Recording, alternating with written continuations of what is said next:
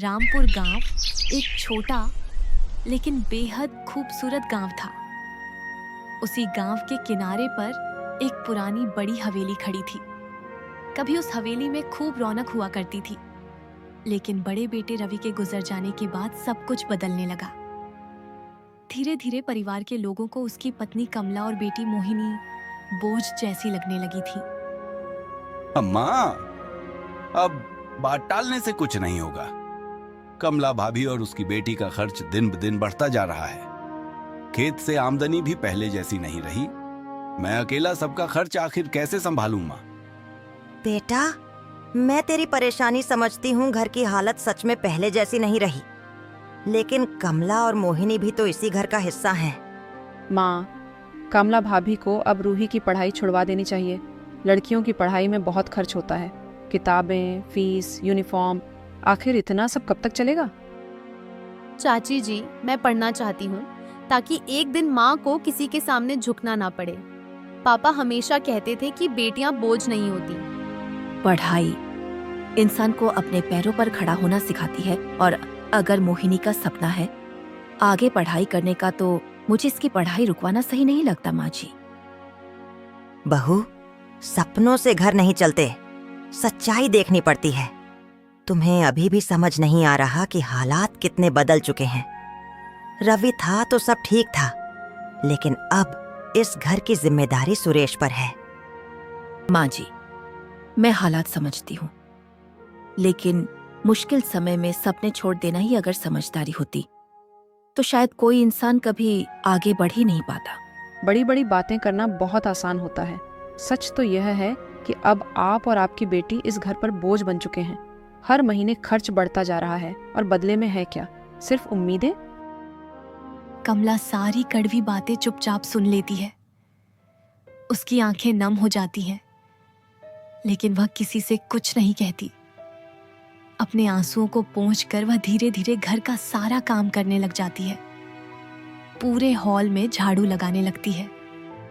उसके बाद कमला रसोई घर में जाकर सबके लिए दिन का खाना बनाने लगती है। उधर देविका आराम से अपने कमरे में सुबह देर तक सो रही होती है। उसके लिए घर का कोई काम जरूरी नहीं था। उसे अच्छी तरह पता था कि उसकी भाभी बिना कोई शिकायत किए घर का सारा काम कर देगी, जबकि कमला सुबह से बिना रुके पूरे घर की जिम्मेदारियां निभा रही थी। घर के सारे गंदे बर्तन नदी किनारे ले जाकर वह बर्तन धोने लगती है। उधर मोहिनी पूरी मेहनत से पढ़ाई में जुटी रहती। उसे डॉक्टर बनने का सपना पूरा करना था। अम्मा, आप भाभी को जितना सिर पर चढ़ाएंगी ना, उतना ही वो खुद को इस घर की मालकिन समझती रहेंगी। घर का खर्च कौन उठा रहा है, यह भी इन्हें दिखता नहीं। पूरा दिन उदास चेहरा बनाकर काम करने से कोई एहसान नहीं हो जाता। बुरा मत मानना बहू, लेकिन सुरेश गलत भी नहीं कह रहा। घर चलाना जितना बाहर से आसान दिखता है ना, उतना होता नहीं है। तुम्हें भी अब समझदारी दिखानी होगी। माँ जी, मैं आपकी परेशानियां समझती हूँ। मुझे भगवान पर भरोसा है। जिसने आज तक संभाला है, वो आगे भी कोई रास्ता जरूर निकालेगा। मुश्किल वक्त हमेशा नहीं रहता। भाभी, सिर्फ भगवान भरोसे जिंदगी नहीं चलती, मेहनत भी करनी पड़ती है। लेकिन आपको तो बस सपने और उम्मीदों में जीना है। आखिर कब तक? कमला चुपचाप सब सुनकर रसोई में चली गई। थोड़ी देर बाद वह गर्मा गर्म छोले भटूरे बनाकर सास और देवर के सामने रखती है और धीरे से कहती है, ये लीजिए माँ जी, खाना खा लीजिए। मैं यह कह रही थी कि रवि जी ने कुछ रकम सुरेश भैया को हमारे लिए बचाकर रखने को दी थी। अगर सुरेश भैया वो पैसे मुझे दे देते तो मोहिनी की पढ़ाई का खर्च निकल जाता। अरे कमला, तुम्हें शर्म नहीं आती क्या? दिन भर घर का काम करती हो, हमारे लिए खाना बना देती हो, और फिर हमसे पैसे भी मांगती हो। और कौन से पैसे? जो बीत गया उसे भूल जाओ। अब बार बार पुरानी बातें निकाल कर घर में तनाव मत बढ़ाओ। भैया ने अगर कभी कुछ पैसे दिए भी होंगे ना, तो वो इस घर के कामों में ही लग गए। हर बार मोहिनी की पढ़ाई का बहाना बनाकर पुराने हिसाब मत निकालिए। सुरेश भैया, मैं आपसे कोई हिसाब नहीं मांग रही, और ना ही रिश्तों की कीमत पैसों से लगाना चाहती हूँ। मैं तो बस एक माँ होने के नाते अपनी बेटी के भविष्य को लेकर चिंतित हूँ। लो बेटा, गर्मा गर्म खाना खा लो। बताओ, आज खाना कैसा बना है? आज मैंने तेरी पसंद की आलू की सब्जी बनाई है। हाँ, सच में बहुत स्वादिष्ट है। आपके हाथ के खाने जैसा स्वाद कहीं नहीं मिलता। मेरी दोस्तों को भी आपके हाथ का खाना बहुत पसंद है। पिछली बार जब नंदिनी आई थी ना, वो आपकी बनाई आलू की सब्जी और खीर की इतनी तारीफ कर रही थी। तो अब मेरी बेटी अपनी माँ की इतनी तारीफ भी करने लगी है। बस बेटा, तेरी यही मुस्कान बनी रहे। मेरे लिए वही सबसे बड़ी खुशी है। ये कहने के बाद दोनों माँ बेटी दिन का खाना खुशी से एक ही थाली में खाने लगते हैं। दोनों के चेहरों पर हल्की सी मुस्कान थी। तभी देविका वहां आ जाती है और गुस्से से कहने लगती है, अरे वाह भाभी, अब आपको शांति मिली? आज तो आपने मेरे पति से पैसों तक की बात कर दी। क्या आपको सच में लगता है कि हमने रवि भैया के दिए पैसे अपने लिए रख लिए? नहीं देविका, मैं आप लोगों पर कोई इल्जाम नहीं लगा रही। मैंने तो बस वही बात कही जो रवि ने जाते समय मुझसे कही थी। हाँ चाची, माँ बिल्कुल सही कह रही हैं। वो कभी किसी का दिल दुखाने वाली बातें नहीं करती। वो तो बस पिताजी की दी हुई बचत मेरी पढ़ाई के लिए इस्तेमाल करना चाहती हैं। अरे तुम तो चुप ही रहो। घर में जितनी भी परेशानियां हैं उसकी वजह सिर्फ तुम हो। पूरे घर की शांति बर्बाद करके रख दी है तुमने। आखिर कब पढ़ाई लिखाई छोड़कर शादी करके इस घर से जाओगी? देविका की बातें सुनकर मोहिनी की आंखों में आंसू आ जाते हैं और वह रोने लगती है। उसकी माँ को बहुत बुरा लगता है जब देविका उसकी बेटी को पूरे घर की परेशानियों की वजह बता देती है। बहुत हो गया मोहिनी, तुम अपने आंसू पोंछ लो। अब हमें इस घर में नहीं रहना जहां हमें जरा भी सम्मान नहीं मिलता। तुम अपनी किताबें और कपड़े बैग में रख लो। हम अभी इसी वक्त ये घर छोड़कर चले जाएंगे। माँ, यही तो मेरा बचपन था। यही पिताजी मुझे पढ़ाया करते थे। इस हवेली से मेरी कितनी सारी यादें जुड़ी हुई हैं। क्या हम सच में इस हवेली को छोड़कर जा रहे हैं? बेटी, घर सिर्फ दीवारों से नहीं बनता। घर तो वह होता है जहां हमें इज्जत और सम्मान मिले। अगर अब इस घर के लिए हम बोझ बन गए हैं तो हमारा यहाँ से चले जाना ही बेहतर है। चलो बेटी। कमला और मोहिनी अपना सामान लेकर हवेली छोड़कर जाने लगती हैं। सास, देवर और देवरानी बस खामोशी से उन्हें जाते हुए देखते रहते हैं। किसी ने भी उन्हें रोकने की कोशिश नहीं की। हवेली से थोड़ी दूर पीछे की ओर एक पुराना मिट्टी का खाली झोपड़ी घर था। कमला और मोहिनी उसी छोटे से घर को अपना सहारा मानकर आगे बढ़ने का फैसला करती हैं। माँ, क्या अब हम दोबारा कभी हवेली नहीं जाएंगे? क्या अब हमें इसी पुराने टूटे हुए घर में रहना होगा? क्या हम सच में यहाँ अकेले रह पाएंगे माँ? डर मत बेटी। इंसान घर से नहीं, अपने हौसले और मेहनत से बड़ा बनता है।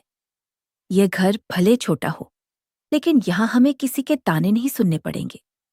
माँ, हमारे पास तो अब कुछ पैसे भी नहीं हैं। चाचा जी भी हमारी मदद के लिए नहीं आएंगे। हम आज की रात और आने वाले दिन बिना पैसों और खाने के कैसे गुजारेंगे माँ? बेटी, मेरे पास कुछ जमा पैसे हैं, उनसे कुछ दिन गुजारा हो जाएगा। मैं मेहनत करूंगी, लेकिन तुझे कभी भूखा नहीं सोने दूंगी। मोहिनी अपनी किताबें खोलकर पढ़ाई में लग जाती है, जबकि कमला उस टूटे फूटे घर की पूरी सफाई में जुट जाती है। शाम का समय था और वह पूरे आंगन में चुपचाप सफाई कर रही होती है। तभी पड़ोस से दो महिलाएं उसकी तरफ आती हैं और कहती हैं, अरे कमला, सुना है तुम हवेली छोड़कर यहाँ रहने आ गई हो। तुम्हारी हालत देखकर सच में बहुत दुख हो रहा है। इतने बड़े घर से निकलकर इस टूटे फूटे मकान में रहना आसान नहीं होता। तुम चिंता मत करो बहन, आज रात हम तुम्हारे लिए खाना और कुछ फल लेकर आएंगे। जितनी मदद हमसे हो सकेगी जरूर करेंगे। मुश्किल वक्त में पड़ोसी ही एक दूसरे का सहारा बनते हैं। आप लोगों का यह अपनापन ही मेरे लिए सबसे बड़ी मदद है। आज महसूस हुआ कि दुनिया में अच्छे लोग अभी भी मौजूद हैं। भगवान आप सबका भला करे। माँ, मुझे बहुत भूख लगी है। सुबह भी चाची ने डांट दिया था, इसलिए ठीक से खाना नहीं खा पाई। क्या हम हवेली वापस चलें? वहां कम से कम खाना तो मिल जाता था। बेटी, मुझे पता है तुझे हवेली की याद आ रही है, लेकिन वहां लौटना हमारे आत्मसम्मान के खिलाफ होगा। आज हमारे पास कम है, पर यह हमारी मेहनत और आजादी की शुरुआत है। अभी पड़ोस की वही महिलाएं अपने हाथ में एक टिफिन और कुछ ताजे फल लेकर कमला और मोहिनी के पास आती हैं। लो बहन, जैसा हमने कहा था, हम तुम्हारे लिए खाना और फल लेकर आ गए हैं। इस टिफिन में ताजी ताजी गरम रोटियां और सब्जी है। तुम और तुम्हारी बेटी मिलकर आराम से खा लेना। और ये ताजे फल भी रख लो बहन, ताकत मिलेगी। और ये छोटे छोटे सहारे ही बड़े संघर्ष में सबसे बड़ी ताकत बन जाते हैं। बहनों, आपने इस मुश्किल समय में जो सहारा और हिम्मत दी है, उसे मैं कभी नहीं भूलूंगी। एक दिन मैं और मेरी बेटी भी दूसरों की मदद करने लायक जरूर बनेंगे। आप सबने आज हमारे लिए जो किया है, उसके लिए मैं दिल से धन्यवाद देती हूँ। माँ, मैं भी वादा करती हूँ कि खूब मेहनत करूंगी और पढ़ लिख कर ऐसा बनूंगी कि हमारा नाम रोशन हो। बहन, अगर तुम्हारे पास कुछ पैसे हैं तो छोटा सा काम शुरू कर लो, जिससे तुम्हारा और बेटी का गुजारा हो सके। हाँ हाँ बहन, तुम यहाँ बस्ती में खाने पीने का छोटा ठेला लगा सकती हो। यहाँ अच्छा नाश्ता भी नहीं मिलता, बिक्री अच्छी होगी और घर भी चल जाएगा। उस रात कमरे में एक छोटे से दिए की रोशनी से हल्का सा उजाला फैला हुआ था। कमला और मोहिनी मिट्टी की थाली में रोटी और सब्जी निकालकर खाने लगीं।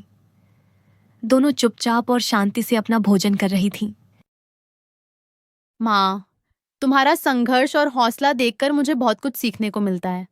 मैं पूरी मेहनत से पढ़ाई करूंगी और कल की परीक्षा में अच्छे नंबरों से सफल होंगी। बस यही हिम्मत और मेहनत तुम्हें आगे ले जाएगी। मुझे तुम पर पूरा भरोसा है। तुम जरूर अच्छा करोगी। बस मन लगाकर पढ़ो और कभी हार मत मानना। धीरे धीरे रात गहराने लगती है। बाहर सन्नाटा फैल जाता है और ठंडी हवा चलने लगती है। उस छोटे से मिट्टी के घर में दिए की धीमी रोशनी टिमटिमा रही थी और उसी उजाले में मोहिनी अपनी परीक्षा की तैयारी कर रही थी। कमला दिन भर की थकान के बाद सो गई थी। अगले दिन सुबह सुबह कमला बस्ती की ओर चल पड़ती है और थोड़ी देर बाद अपने जमा किए हुए पैसों से एक पाव भाजी का ठेला खरीदकर बस्ती में पाव भाजी बेचना शुरू कर देती है। कमला के पाव भाजी के ठेले से उठती मसालेदार खुशबू पूरे इलाके में फैल जाती है, जिसे सूंघकर बच्चे, बड़े और राहगीर उसके ठेले की ओर खींचे चले आते हैं। बहन, ये पाव भाजी की खुशबू तो बहुत अच्छी आ रही है। ये कितने रुपए की है? इतनी स्वादिष्ट खुशबू ने तो दूर से ही हमें यहाँ खींच लिया। जी, पाव भाजी 40 रुपये प्लेट है। अगर आपको चाहिए तो अभी ताजा गर्म पाव भाजी मिल जाएगी। अच्छा, मुझे एक प्लेट गर्मा गर्म पाव भाजी दे दो। उसमें खूब सारा मक्खन डाल देना। मुझे भी एक प्लेट पाव भाजी चाहिए, वो भी गर्मा गर्म, और ऊपर से खूब सारा मक्खन डाल कर देना और थोड़ा तीखा मसाला भी बढ़ा देना। स्वाद और अच्छा लगेगा। इसके बाद सभी लोग कमला के हाथों की गर्मा गर्म पाव भाजी का स्वाद लेकर खुशी खुशी खाने लगते हैं। हर कोई पाव भाजी के स्वाद की तारीफ करने लगता है। तभी अचानक कमला का देवर सुरेश वहां आ पहुंचता है। वह रास्ते से गुजरते हुए कमला के ठेले के पास रुक जाता है। भाभी, तुम्हें इस छोटे ठेले पर काम करते शर्म नहीं आती? तुम हवेली की बहू हो।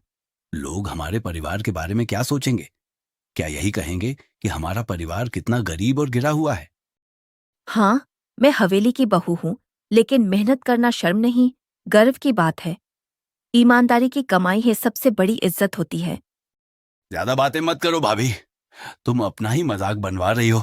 मैं यहाँ से जा रहा हूँ, ये सब नहीं देख सकता। सुरेश के जाने के बाद कमला की आंखों में आंसू आ जाते हैं। वह चुपचाप सोचने लगती है, क्या मेहनत और अपने सपनों के लिए संघर्ष करना सच में गलत है? लोग क्या कहेंगे, ये सोचकर अगर हर कोई रुक जाए तो आगे कौन बढ़ेगा? मुझे तो तुम्हारी पाव भाजी बहुत पसंद आई। हवेली की बहू हो या गांव की, पेट तो सबका मेहनत से ही भरता है। तुमने कोई गलत काम नहीं किया। आप सबका मैं दिल से आभारी हूँ। मैंने ये ठेला सिर्फ कमाई के लिए नहीं, बल्कि अपने पैरों पर खड़े होने के लिए लगाया है। मुझे किसी ताने का डर नहीं। थोड़ी ही देर में कमला की पाव भाजी के ठेले पर गांव वालों की भीड़ लग जाती है। सभी लोग लाइन में खड़े होकर उसकी स्वादिष्ट पाव भाजी का इंतजार करने लगते हैं। देखते ही देखते 40 रुपये प्लेट वाली कमला की पाव भाजी पूरी बस्ती में मशहूर हो जाती है। शाम होते ही कमला अपने दिन भर के ठेले की कमाई को एक छोटी सी पोटली में बांधकर घर की ओर वापस लौटती है। अरे कमला, मैंने सुना तुम्हारा पाव भाजी का ठेला तो सच में बहुत अच्छा चल रहा है। आज ही तुमने शुरुआत की है और देखो भगवान की कृपा से सब कुछ कितना अच्छा हो गया। नंदिनी, तुम सही कहती हो। ये सब भगवान की कृपा और मुश्किल वक्त में हमारे हौसले की वजह से हो पाया है। तुम्हारा बहुत धन्यवाद।